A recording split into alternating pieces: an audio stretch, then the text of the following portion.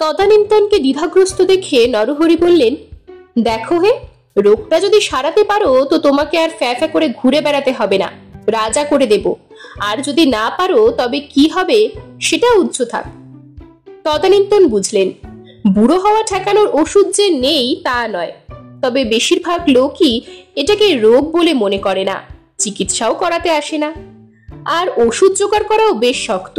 বাঘের দুধ, ব্রহ্মকমলের বীজ এবং আরো নানান দুষ্প্রাপ্য জিনিস লাগবে। ভারী চিন্তায় পড়ে গেলেন তিনি। তবে তিনি এটাও জানেন যে নরহরির চিকিৎসা যদি লেগে যায় তাহলে প্রসারের জন্য আর ভাবতে হবে না। ভাবতে ভাবতে তদানীন্তন শুকিয়ে যাচ্ছিলেন। রোজ সকালে নরহরির দুটো যমদূতের মতো পাইক সরকি হাতে এসে হেরে গলায় হাঁক মারে, কই কবরেজ মশাই, ওষুধ জোগাড় হলো? বাবু যে হেদিয়ে পড়লেন, রোজ রাতে 15 খানা পরোটা খান, কাল রাতে 14 বেশি পারেননি, যা করার তাড়াতাড়ি করুন।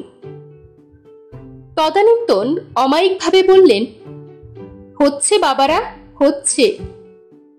তা দৌড়ঝাঁপ করে নানা ফন্দি ফিকির খাটিয়ে কিছু কিছু জিনিস পেয়েও গেলেন তদানীন্তন। এখন বাঘের দুধটা হলেই হয়, কিন্তু সেটা কি করে হবে?